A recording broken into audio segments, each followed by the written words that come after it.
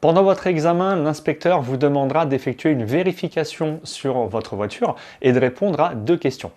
Concernant la vérification, elle peut concerner des éléments intérieurs de votre voiture, comme par exemple les voyants du tableau de bord, les boutons de la console centrale et d'autres équipements, mais elle peut concerner aussi des éléments extérieurs de votre voiture, comme le fonctionnement des feux, les organes du moteur et bien d'autres choses.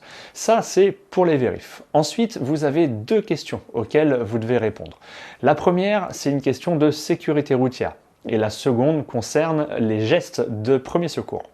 Pour tirer au sort la question, l'inspecteur vous demandera de lui indiquer les 2 derniers chiffres du compteur kilométrique total de la voiture. Si votre compteur indique 59 913 km, vous devez dire à l'inspecteur le nombre 13. L'inspecteur vous lit donc la question numéro 13. Et pour chaque numéro de question, alors au passage il y en a 100, vous aurez une vérification à faire avec 2 questions correspondant à donc, ce numéro.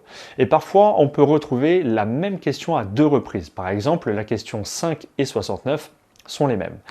Alors, avant de vous montrer toutes ces vérifs, 2 petits conseils. Le premier, désignez bien du doigt ce que vous voulez montrer, pas un geste assez vague de loin. Si la question porte sur un voyant du tableau de bord, par exemple, montrez précisément du doigt le voyant, pas un geste à 30 cm du tableau de bord. Et idem à l'extérieur, si la question porte sur un feu, ne montrez pas l'ampoule en étant à 2 mètres de la voiture, indiquez clairement de quelle ampoule vous parlez, soyez précis.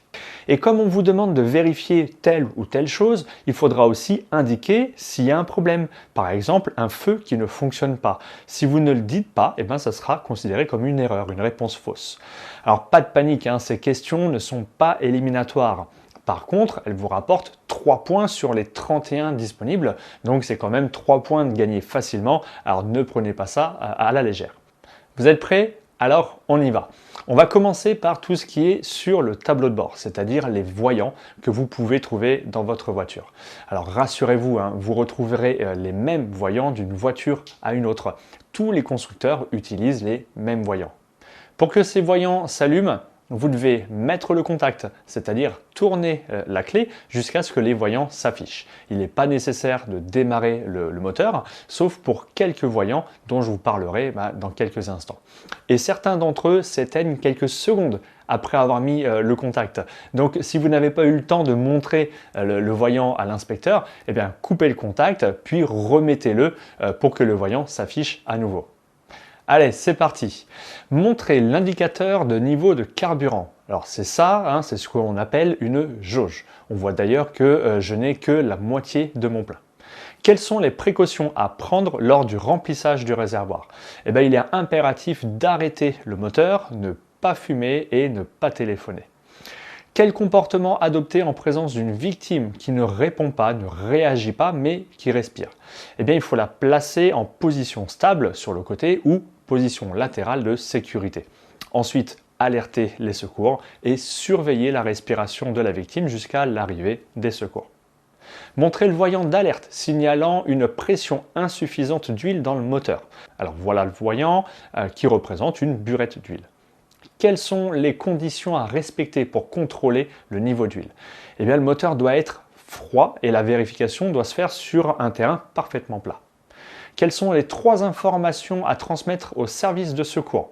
Il faut donner le numéro de téléphone à partir duquel vous appelez, la nature du problème et le lieu le plus précisément possible. Montrez le voyant d'alerte signalant un défaut de batterie.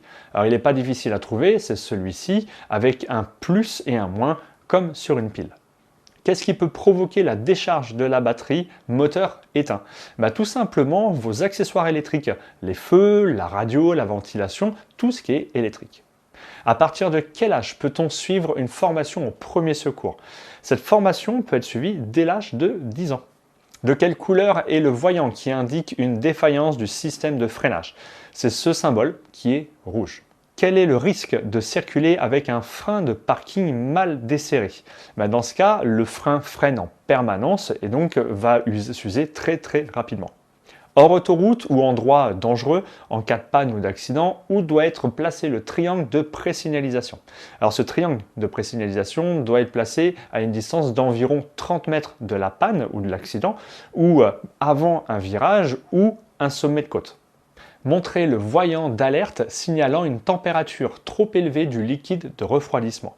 Alors voilà le voyant qui ressemble à un thermomètre plongé dans l'eau. Quelle est la conséquence d'une température trop élevée de ce liquide? Le liquide de refroidissement, il sert à refroidir le moteur. Donc si la température est trop élevée, le moteur risque une surchauffe tout simplement, voire de casser. Lors d'un appel avec les services de secours, pourquoi devez-vous attendre que votre correspondant vous autorise à raccrocher? Tout simplement parce qu'il peut vous conseiller ou vous guider dans la réalisation de gestes à faire ou à ne pas faire, et ça jusqu'à l'arrivée des secours. Montrez le voyant signalant la mauvaise fermeture d'une portière. Voilà le voyant. Pour ça, ouvrez bien sûr votre portière. Alors attention, sur certaines voitures, le moteur doit être en marche pour qu'il s'allume. Quelles précautions dois-je prendre pour que les enfants installés à l'arrière ne puissent pas ouvrir leur portière? Il suffit d'actionner la sécurité enfant sur les deux portes arrière. Citez les 3 manières d'évaluer l'état de conscience d'une victime. Vous pouvez lui poser des questions simples. Comment ça va? Est-ce que vous m'entendez? Lui secouer doucement les épaules, doucement, et lui prendre la main en lui demandant d'exécuter un geste simple. Par exemple, de vous serrer la main pour voir s'il réagit. Actionnez les feux de détresse. Pour ça, appuyez sur ce bouton rouge avec un double triangle. Tous les clignotants de la voiture s'allument en même temps. C'est ce qu'on appelle familièrement les warnings. Quand les utilise-t-on? En cas de panne, d'accident ou de ralentissement important, à cause par exemple d'un bouchon. Quel comportement adopter en cas de diffusion du signal d'alerte du système d'alerte et d'information des populations? Il faut se mettre en sécurité, s'informer grâce aux médias et sites internet des autorités dès que c'est possible, et respecter les consignes des autorités. Montrez le voyant signalant l'absence de bouclage de la ceinture de sécurité du conducteur. C'est ce symbole, bien évidemment, si vous voulez qu'il soit allumé, vous devez avoir détaché votre ceinture. En règle générale, à partir de quel âge un enfant peut-il être installé sur le siège passager avant du véhicule? La règle générale indique 10 ans. Bien sûr, si l'enfant a une taille encore trop petite, il faut quand même l'installer à l'arrière. Comment est composé le signal d'alerte du système d'alerte et d'information des populations diffusé par les sirènes? Ce système en fait se compose de 2 codes distincts. Le signal national d'alerte, qui est un signal qui est une variation du signal sur 3 cycles successifs, et le signal de fin d'alerte, qui lui est un signal continu. On passe maintenant aux commandes sur la planche de bord et au volant. Allumez le ou les feux de brouillard arrière et montrez le voyant correspondant. En ayant d'abord allumé les feux de croisement, tournez la deuxième bague 2 fois en avant puis relâchez-la. Ce voyant s'allume, indiquant que les feux de brouillard arrière fonctionnent.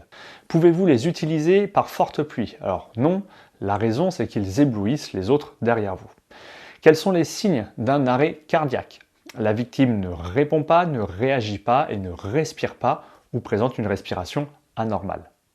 De quelle couleur est le voyant qui indique au conducteur que le feu de brouillard arrière est allumé? Alors voilà le voyant, il est orange. Quelle est la différence entre un voyant orange et un voyant rouge?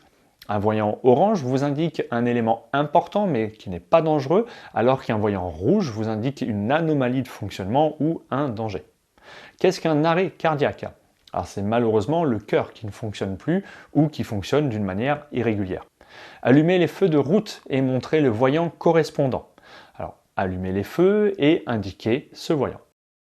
Quel est le risque de maintenir les feux de route lors d'un croisement avec d'autres usagers? Ces feux étant très forts, vous risquez d'éblouir les autres usagers en face de vous. Quel est l'objectif du signal d'alerte et d'information des populations? Il sert à avertir la population d'un danger imminent ou qu'un événement grave est en train de se produire. De quelle couleur est le voyant qui indique une défaillance du système de freinage? Ce voyant est rouge pour indiquer un défaut grave. Quel est le risque de circuler avec un frein de parking mal desserré? Dans ce cas, le frein freine en permanence et donc ça va user les freins très rapidement. Comment arrêter une hémorragie? Il faut appuyer fortement sur l'endroit qui saigne avec les doigts ou avec la paume de la main en mettant un tissu propre sur la plaie. Montrez sur le tableau de bord le voyant indiquant une baisse de pression d'air d'un pneumatique. Alors voilà le voyant. À quelle fréquence est-il préconisé de vérifier la pression d'air des pneumatiques? Alors il est bien de le faire tous les mois environ. Qu'est-ce qu'un arrêt cardiaque? C'est lorsque le cœur ne fonctionne plus ou fonctionne de manière irrégulière. De quelle couleur est le voyant qui indique une défaillance du système de freinage? Alors ce voyant est rouge puisque c'est un danger important. Quel est le risque de circuler avec un frein de parking mal desserré? Dans ce cas, le frein freine en permanence et donc ça va user très rapidement les freins. En général, en cas de panne ou d'accident, où doit être placé le triangle de présignalisation? Il faut essayer, quand c'est possible, de le placer à une distance d'environ 30 mètres de la panne ou de l'accident, ou avant un virage ou un sommet. Faites fonctionner les essuie-glaces avant du véhicule sur la position la plus rapide. Montez la manette pour enclencher les essuie-glaces. La dernière position vous permet de les faire fonctionner en grande vitesse. Comment détecter leur usure en circulation? En cas de pluie, lorsqu'ils laissent des traces tout simplement sur le pare-brise. Comment vérifier la respiration d'une victime? Alors regardez si le ventre et la poitrine se soulèvent et essayez de sentir l'air à l'expiration. Faites fonctionner l'essuie-glace arrière du véhicule. Pour ça, tournez la bague en avant, l'essuie-glace bas par intermittence à l'arrière. Pour une bonne visibilité vers l'arrière, en plus de l'utilisation de l'essuie-glace, quelle commande pouvez-vous actionner par temps de pluie? C'est la commande de désembuage de la lunette arrière. En fait, quand il pleut, de la buée se forme rapidement sur vos vitres. Quel comportement adopter en présence d'une victime qui ne répond pas et ne réagit pas mais qui respire? Il faut la placer en position stable sur le côté, qu'on appelle aussi position latérale de sécurité. Et ensuite, alerter les secours et enfin surveiller la respiration de la victime jusqu'à l'arrivée des secours. Montrez la commande de réglage de hauteur des feux. Ça se fait par cette molette. Il suffit de la tourner et un petit moteur monte ou descend les feux. Pourquoi doit-on régler la hauteur des feux?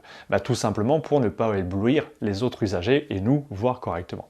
Comment et pourquoi protéger une zone de danger en cas d'accident de la route?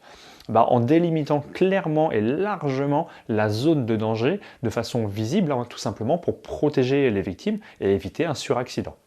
Sans l'actionner, montrez la commande de l'avertisseur sonore, ou plus simplement le klaxon. Il est situé sur le volant, il suffit d'appuyer dessus pour klaxonner. Vous ne devez que le montrer, ne l'utilisez pas. Dans quel cas peut-on utiliser l'avertisseur sonore en agglomération? De manière générale, vous ne devez pas l'utiliser sans raison. Bien sûr, en cas de danger immédiat, il faut l'utiliser, par exemple pour éviter un accident. Pourquoi ne faut-il pas laisser une personne en perte de connaissance allongée sur le dos? Il y a principalement deux risques à ça. Le premier, c'est qu'elle risque de s'étouffer en avalant des liquides présents dans la gorge. Et le deuxième risque, c'est que la langue peut retomber dans la gorge et l'étouffer. Montrez la commande de réglage du volant. La manette se trouve sous le volant. Ne la débloquez pas, indiquez simplement où est-ce qu'elle se trouve à l'inspecteur. Pourquoi est-il important de bien régler son volant? Vous pouvez citer pour le confort de conduite, tout simplement, pour l'accessibilité aux commandes, c'est-à-dire pour actionner par exemple les commandes sur la console centrale, pour la visibilité du tableau de bord, et puis également pour l'efficacité des airbags. Dans quelle situation peut-on déplacer une victime? Alors il faut vraiment qu'il y ait un danger important que vous ne pouvez pas maîtriser si par exemple la vie de la victime est en jeu, si elle reste à cet endroit. Mais le déplacement de la victime doit vraiment rester exceptionnel. Montrez la commande permettant d'actionner le régulateur de vitesse. La position de cette commande peut changer d'une voiture à une autre. Ici, elle se trouve sur le côté du volant, c'est ce petit bouton. Parfois, cette commande est sur le volant. Sans actionner la commande du régulateur, comment le désactiver rapidement? Tout simplement en appuyant sur la pédale de frein ou d'embrayage. Il n'y a pas forcément besoin d'appuyer sur le bouton pour l'arrêter. Sur autoroute, comment indiquer avec précision les lieux de l'accident depuis un téléphone portable? Les routes portent des numéros et les autoroutes aussi. Il faut donc indiquer le numéro de l'autoroute, le sens de circulation et le point kilométrique qui est indiqué sur les bornes kilométriques qu'on trouve à chaque kilomètre. Si le véhicule en est équipé, montrez la commande du limiteur de vitesse. Alors cette commande, généralement, elle est située au même endroit que le régulateur de vitesse. Quelle est l'utilité d'un limiteur de vitesse? En le réglant, il sert à ne pas dépasser la vitesse programmée par le conducteur. Quels sont les numéros d'urgence à appeler? Le 18, le numéro d'appel des sapeurs-pompiers, le 15, c'est le numéro d'appel des SAMU, et le 112, le numéro de téléphone réservé aux appels d'urgence et qui est aussi valide dans l'ensemble de l'Union européenne, et ça c'est important à savoir. Actionnez le dégivrage de la lunette arrière et montrez le voyant ou le repère correspondant. Alors c'est ce bouton et le voyant est sur le bouton. Attention, hein, sur la plupart des voitures, le dégivrage arrière ne fonctionne que moteur en marche, donc pensez d'abord à le démarrer. Quelle peut être la conséquence d'une panne du dégivrage de la lunette arrière? Dans ce cas-là, impossible de dégivrer, donc vous ne voyez rien derrière. Hors autoroute ou endroit dangereux, en cas de panne ou d'accident, où doit être placé le triangle de présignalisation? On l'a vu tout à l'heure, hein, c'est à au moins 30 mètres du danger, de la panne, de l'accident, ou si possible avant un virage ou avant un sommet de côte, quand l'accident est après un sommet de côte. Actionnez les feux de détresse. Pour ça, appuyez sur ce bouton rouge avec un double triangle. Tous les clignotants de la voiture s'allument en même temps, c'est ce qu'on appelle familièrement les warnings. Quand les utilise-t-on? On l'a vu aussi en cas de panne, d'accident ou de ralentissement à cause d'un bouchon par exemple. Quel comportement adopter en cas de diffusion du signal d'alerte du système d'alerte d'information des populations? Il faut se mettre en sécurité, s'informer grâce aux médias et aussi des autorités et respecter les consignes bien sûr des autorités comme on l'a vu tout à l'heure. Positionner la commande pour diriger l'air vers le pare-brise. Ce bouton vous permet de sélectionner où vous souhaitez que l'air rentre dans l'habitacle. Et la dernière position est celle qui nous intéresse puisque l'air n'arrive que sur le pare-brise. Citez deux éléments complémentaires permettant un désembuage efficace.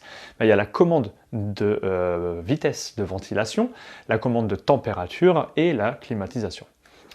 Quel est l'objectif du signal d'alerte et d'information des populations? On l'a vu tout à l'heure, ça sert à avertir la population d'un danger grave et qui est en train de se produire. Montrez la commande de recyclage de l'air. La commande est ici, elle permet d'empêcher l'air extérieur de rentrer dans la voiture. Quel peut être le risque de maintenir le recyclage de l'air de manière prolongée? Dans ce cas-là, au bout de quelques minutes à peine, vous allez avoir de la buée qui va apparaître sur les vitres. Quels sont les risques pour une personne en perte de connaissance qui est allongée sur le dos? On l'a vu tout à l'heure, c'est l'arrêt cardiaque et l'arrêt respiratoire. Et maintenant, on passe au reste des questions intérieures. Mettez le rétroviseur intérieur en position nuit. Alors, sous le rétro, vous trouverez une petite languette. Il suffit de la tirer vers vous et le rétro est maintenant en position nuit. Si votre véhicule possède un système automatique de mise en position nuit du rétroviseur intérieur, il vous suffit simplement de l'indiquer. Quel est l'intérêt de la position nuit? C'est de ne pas être ébloui par les feux des véhicules suiveurs, les véhicules qui sont derrière vous. Comment est composé le signal d'alerte du système d'alerte d'information des populations? On l'a vu tout à l'heure, il se compose de deux codes. Le signal national d'alerte, c'est une variation en fait d'un signal sur 3 cycles, et le signal de fin d'alerte qui est un signal continu. Montrez comment régler la hauteur de l'appui-tête du siège conducteur. Pour ça, il faut appuyer sur un bouton en bas de l'appui-tête et ensuite de le régler et de relâcher le bouton. Quelle est son utilité? Il n'est pas forcément là pour le confort, il sert surtout à retenir le mouvement de la tête en cas de choc et donc de limiter les blessures. Par quel moyen doit être réalisée l'alerte des secours? Alors l'alerte doit être donnée à l'aide d'un téléphone portable ou à défaut un téléphone fixe ou d'une borne d'appel d'urgence également. Montrez la commande permettant de désactiver l'airbag du passager avant. La commande se trouve souvent sur le côté droit de la voiture, il suffit de mettre la clé dans le trou et de tourner pour désactiver l'airbag. Dans quelle situation doit-on le désactiver? Si vous transportez un enfant à l'avant dans un siège auto dos à la route, dans ce cas-là, désactivez l'airbag. Vous comprenez bien que si l'airbag se déclenche, l'enfant va être projeté en arrière, ce qui est quand même assez dangereux. Quelles sont les conditions pour réaliser le dégagement d'urgence d'une victime en présence d'un danger réel, immédiat et non contrôlable? Pour ça, la victime doit être visible, facile à atteindre et rien ne doit gêner son dégagement. Et bien sûr, il faut être sûr de pouvoir dégager la victime. Il ne faut pas empirer la situation.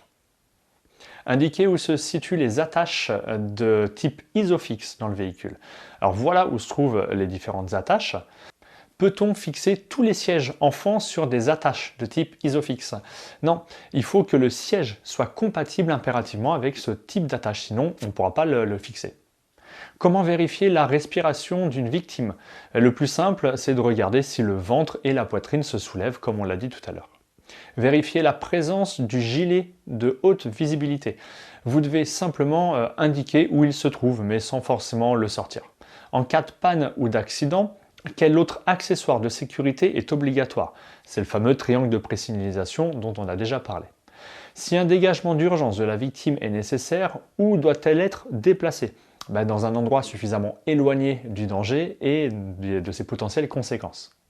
Vérifier la présence du certificat d'immatriculation du véhicule. C'est ce qu'on appelle familièrement la carte grise. Alors demandez à votre formateur où il l'a rangé. Il est possible qu'il l'ait mis dans la boîte à gants ou dans le pare-soleil. Quels sont les deux autres documents obligatoires à présenter en cas de contrôle par les forces de l'ordre? Alors c'est l'attestation d'assurance et le permis de conduire. Pourquoi l'alerte auprès des services de secours doit-elle être rapide et précise? Pour permettre aux services de secours d'apporter les moyens adaptés aux victimes et puis dans un délai le plus court possible. Vérifier la présence de l'attestation d'assurance du véhicule et de sa vignette sur le pare-brise. L'attestation d'assurance est sûrement avec la carte grise. Demandez à votre formateur avant l'examen. Et concernant la vignette d'assurance, elle est collée sur le pare-brise en bas à droite. Quels sont les deux autres documents obligatoires à présenter en cas de contrôle par les forces de l'ordre? En plus de l'attestation d'assurance, vous devez présenter le certificat d'immatriculation, on l'a vu, la carte grise, et votre permis, on l'a vu également. Qu'est-ce qu'une hémorragie?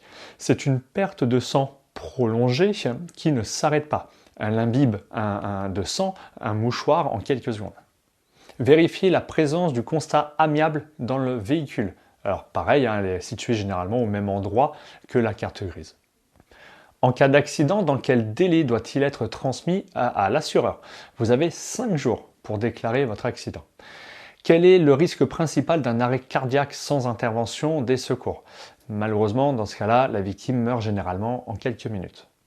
Vérifier la présence de l'éthylotest. Alors, comme pour le certificat d'immatriculation, demandez tout simplement avant l'examen à votre formateur où est-ce qu'il se trouve. À partir de quel taux d'alcoolémie en période de permis probatoire est-on en infraction? C'est à partir de 0,2 g par litre de sang, c'est-à-dire tout simplement 0 verre, puisque dès le premier verre, ce seuil peut être dépassé. Quel comportement doit-on adopter en présence d'une victime en arrêt cardiaque? 3 choses à faire.